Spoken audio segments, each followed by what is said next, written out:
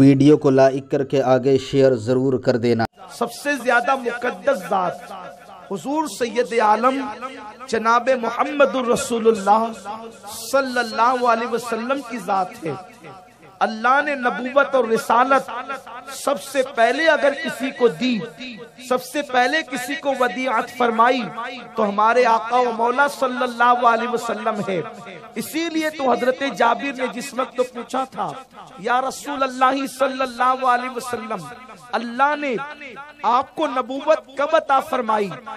Direct اس سے پوچھا جا رہا ہے جس کو اللہ نے نبوت اور رسالت دی۔ حضرت جابر پوچھنے والے ہیں، صحابی رسول پوچھنے والے ہیں۔ اس سے پتا چلا کہ صحابہ کرام کو یہ معلوم ہے کہ حضور علیہ السلام نے جب فاران کی چوٹی سے اعلان نبوت کیا تو اس وقت حضور علیہ السلام کی عمر شریف 43 سال کی تھی۔ میرے آقا صلی اللہ علیہ وسلم کے دیوانوں، ایک مغالطہ یہاں پر ہوتا ہے۔ عام طور پر ہم رو میں کہہ جاتے ہیں، لیکن میں اس پر کوئی حکم نہیں لگاتا کہ حضور علیہ السلام نے اعلان نبوت 40 سال کی عمر میں کیا، حالانکہ آقا کریم صلی اللہ علیہ وسلم نے اعلان نبوت 40 سال کی عمر میں نہیں بلکہ 43 سال کی عمر میں کیا۔ اس کی وجہ یہ ہے کہ پہلی وحی 40 سال کی عمر میں آئی جسے آپ اقرا کہتے ہیں، اور 3 سال تک کی آقا کریم صلی اللہ علیہ وسلم نے جو ہے وہ اعلان نبوت نہیں فرمایا۔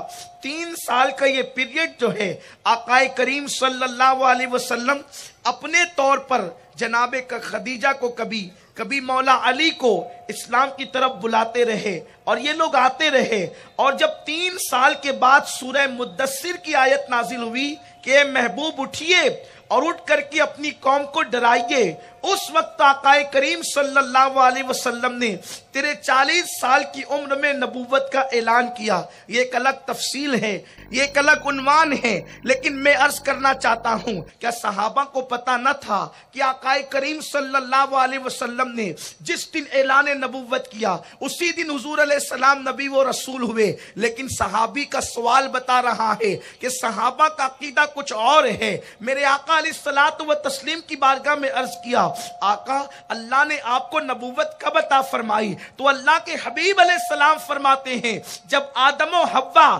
پانی اور مٹی کی منزلوں کو طے کر رہے تھے اس وقت بھی میں نبی تھا۔ آقا نے یہ نہیں فرمایا کہ اللہ نے نبوت اس وقت عطا فرمائی، فرماتے اس وقت بھی میں منصب نبوت پر تھا۔ اور ایک بات عرض کروں، نبی ہونے کے لیے انسان ہونا ضروری ہے۔ اللہ اکبر۔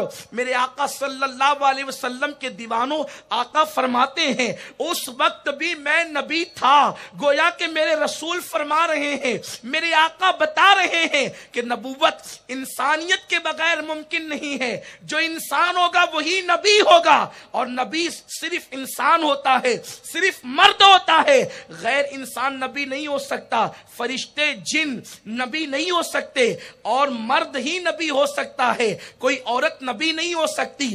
آقا فرماتے میں اس وقت بھی نبی تھا جس وقت آدم و حوا پانی اور مٹی کی درمیانی کیفیت میں تھے۔ گویا کہ حضور سید عالم صلی اللہ علیہ وسلم اپنی جس شان کے ساتھ مکۃ المکرمہ میں تشریف لائے، حضور علیہ السلام اسی شان کے مطابق رب تبارک و تعالیٰ کے جلووں میں، اس کی رحمتوں میں موجود تھے۔ اب آقا کریم کو اتنے پہلے نبوت دی گئی تو پھر اللہ نے حضرت آدم سے پہلے انہیں کیوں نہیں بھیجا؟ حضرت نوح سے پہلے انہیں کیوں نہیں بھیجا؟ اس لیے کہ جو معزز ہوتا ہے اسے تو ہر چیز پہلے دی جاتی ہے۔ نبوت دی پہلے اس لیے کہ معزز ہے، مکرم ہے، اللہ کے نزدیک سب سے زیادہ محترم ہے۔ قربان جائیں، ان کی شان کا عالم یہ ہے جب سب نفسی نفسی کہیں گے اس وقت وہ انا لہا کہیں گے، لیکن اللہ نے اپنے حبیب علیہ السلام کو سب سے اخیر میں کیوں جلوگر فرمایا؟ تو اس کی حکمت یہ ہے کہ اس میں بھی حضور علیہ السلام کا حضور کی عزت اور احترام ہے، کیونکہ اس امت کے بعد کوئی امت نہیں، تو جتنی امتیں گزر چکی ان سب کی تباہی کی داستان ہمارے پاس موجود ہے، ان کے عیوب موجود ہے۔ ان کی گندگی موجود ہے. انہوں نے جو برائیاں کی، گندگی کی، ان پر جو تباہی آئی، وہ سب ہمارے پاس ہیں.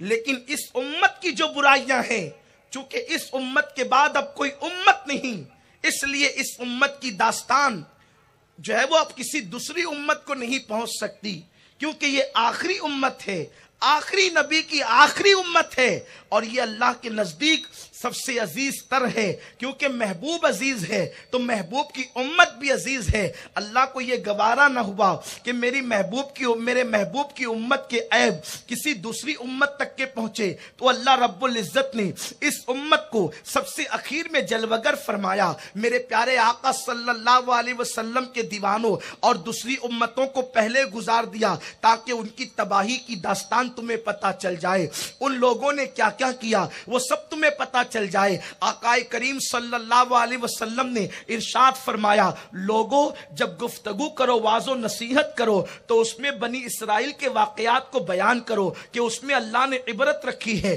آپ قرآن مقدس اٹھا کر کے دیکھیں، قرآن مقدس کے اندر گزشتہ امتوں کے قصص، ان کے واقعات کو اللہ نے بیان فرمایا. کیوں بیان فرمایا؟ کیا معاذ اللہ قرآن قصوں کی کتاب ہے؟ ہرگز نہیں. قرآن مقدس قصوں کی کتاب نہیں، لیکن اللہ رب العزت نے ہماری عبرت کی خاطر قرآن مقدس میں گزشتہ امتوں کی خوبیاں بھی بیان فرمائی. ان لوگوں نے جو نیک کام کیے ان کی نیکیاں بیان کی، ان کو جو انعام دیا اس انعام کو بیان کیا، تاکہ ہمارے دل کے اندر حرص پیدا ہو، ہمارے دل کے اندر نیک کام کرنے کی لالچ پیدا ہو، اور ہم بھی ان کے نقش قدم پر چلتے ہوئے نیکیوں کی طرف سبقت کریں، نیکیوں کی طرف بڑھیں، اپنے سفر کو نیکیوں کی طرف جاری رکھیں. اور جن لوگوں نے برائیاں کی، اللہ نے ان کی تباہی کی داستان کو بھی بیان فرمایا، اور پھر ہم سے کہہ دیا فَاعْتَبِرُوا یا اولی الابصار، اے آنکھ والو عبرت حاصل کرو.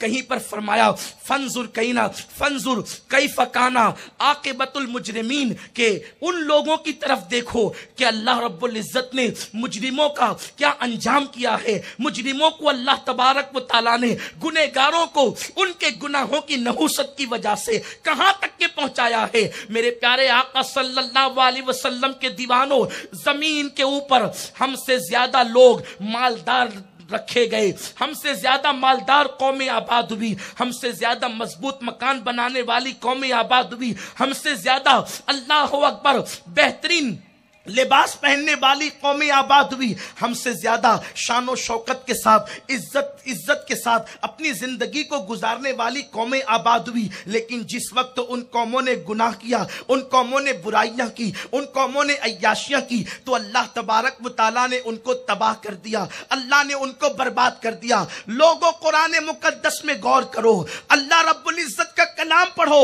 خدا کا قرآن تمہیں پکار کر کے کہہ رہا ہے، گناہ کرنے والی کسی قوم کو اللہ نے عزت کے ساتھ جینے کا حق نہیں دیا.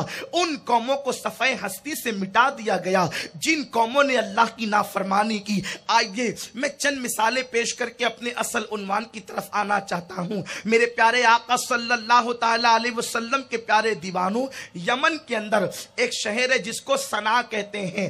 صنعا سے 6 میل کے فاصلے پر ایک قوم بسا کرتی تھی. اس قوم کو قوم سبا کہتے ہیں. اللہ اکبر. یہ قوم سبا بڑی ترقی یافتہ قوم تھی. اس قوم کا حال یہ تھا، اس کے پاس مال کی فراوانی تھی، اس قوم کے پاس مکانات بہترین تھے، اس قوم کے پاس لباس بہترین تھے. آج آپ کو بتاؤں، مالدار سے مالدار لوگ ہیں، لیکن آپ دیکھ یہاں سے لے کے وہاں تک، یا پورے بھاؤ نگر میں، یا پورے ملک ہندوستان میں آپ تحقیق کر لیں، جو کیڑے سے ریشم بنتا ہے وہ ریشم کے کپڑے آج ہمیں میسر نہیں آتے. مردوں کو تو ریشم حرام ہے، لیکن آج ہمارے گھر کی عورتیں بھی ریشم نہیں پہنتی. جو اصل ریشم ہے وہ آج ہمارے پاس میسر نہیں. اللہ اکبر.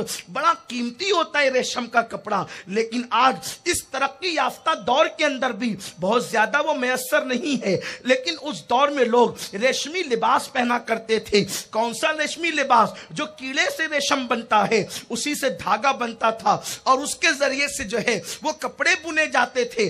آپ غور فرمائیں، اللہ نے ان کو اتنا قیمتی لباس عطا فرمایا۔ آج ہم مکان بناتے ہیں اینٹوں کے ذریعے سے بناتے ہیں، لیکن وہ لوگ جو مکان بناتے تھے وہ پہاڑوں کو تراش کر کے اس کے اندر مکان بنایا کرتے تھے۔ میرے آقا صلی اللہ علیہ وسلم کے دیوانوں، آج ہماری عمر 60-70 سال ہوا کرتی ہے، زیادہ سے زیادہ اگر کوئی 80 سال کی عمر میں پہنچ جائے تو ہم رشک کی نظر سے اسے دیکھتے ہیں، یار اس کی تو جو ہے وہ بڑی قسمت عظیم ہے، یہ انسان 80 سال اور 90 سال کی عمر میں پہنچ رہا ہے۔ میرے آقا صلی اللہ علیہ وسلم کے دیوانوں، لیکن آپ مجھے بتائیں، اگر کوئی 80 سال کی عمر میں پہنچ جاتا ہے اسے لوگ پکڑ کر کے لے کر کے چلتے ہیں، لیکن ان قوموں کا حال یہ تھا، 500 سال کی عمر وہ پاتے تھے اور 4 سال کی عمر میں بھی نکاح کرتے تھے، 300 سال کی عمر میں بھی نکاح کرتے تھے، 400 سال کی عمر میں بھی نکاح کرتے تھے۔ آپ اندازہ فرمائیں ان کا عالم یہ تھا۔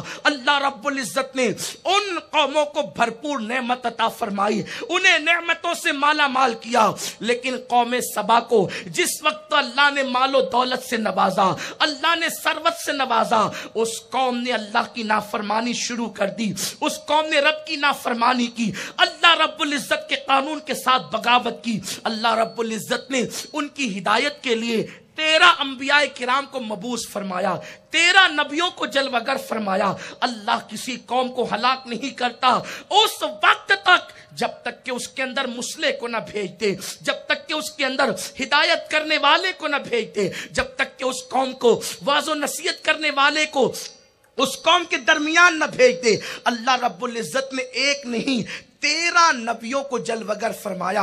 اس قوم کی ترقی کا عالم یہ تھا، اس قوم کی سوچ و فکر کا عالم یہ تھا، اس قوم نے سب سے پہلے پانی کو ذخیرہ کیا اور ڈیم بنائے۔ اللہ اکبر!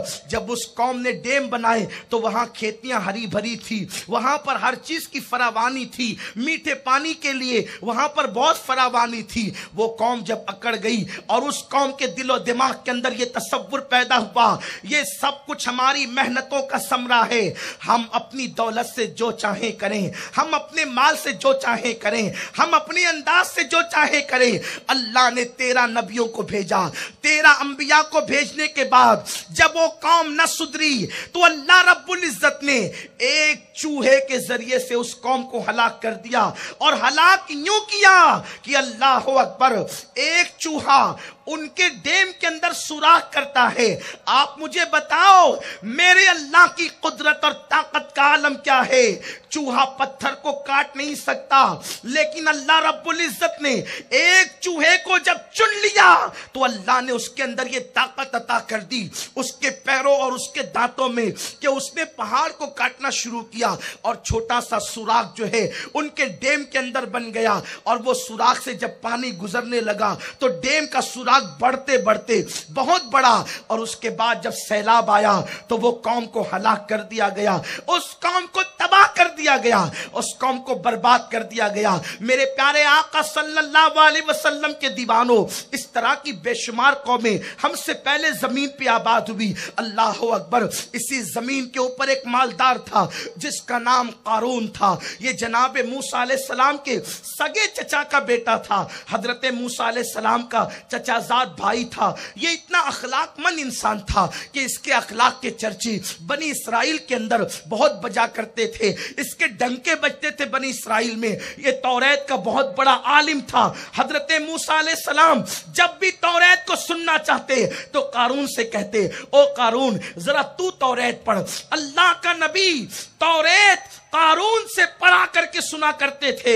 قارون کو کہتے تھے تجھے توریت پڑھنا ہے۔ وہ اخلاق مند بھی تھا، وہ عالم بھی تھا، وہ توریت کا بہترین قاری بھی تھا، اس کی آواز میں بلا کا جادو تھا۔ آپ غور فرمائیں، جب جناب موسیٰ جیسا پیغمبر توریت اللہ کی کتاب قارون سے سننا پسند کرتے ہو تو حال کیا ہوگا اس کا۔ لیکن جب اللہ نے اس کو مال و دولت سے نوازا تو قارون کی طبیعت بدلنا شروع ہوئی۔ حضرت موسیٰ علیہ السلام سے دور ہونا شروع ہوا، اور پھر ایک وقت وہ آیا کہ جب اس کے پاس اللہ رب العزت نے دولت کی اتنی فراوانی عطا کی، قرآن کہتا ہے کہ اللہ نے اس کو اتنی دولت دی تھی کہ اس کی تجوری کی چابیاں ایک بہت بڑی جماعت انسانوں کی اٹھایا کرتی تھی، اور مفسرین فرماتے تھے قارون کے خزانے کی چابیاں 70 اونٹ پر لاد کر کے لائی اور لے جائی جاتی تھی۔ ذرا غور کریں، چابیوں کا یہ عالم ہے تو تجوریوں کا عالم کیا ہوگا، اور تجوریاں اتنی زیادہ تھی تو مال کا عالم کیا ہوگا۔ لیکن اللہ رب العزت نے جس وقت زکوٰۃ کے احکام نازل فرمائے اور قارون کو بھی یہ بات پہنچی، اللہ کے پیغمبر نے فرمایا کہ زکوٰۃ تم پر فرض ہے، اس وقت لوگوں نے جو خوش نصیب لوگ تھے وہ اللہ رب العزت کے ویڈیو حکم اگر پر اچھا لگا ہو تو لائک کر کے آگے شیئر ضرور کر دینا۔ اللہ حافظ۔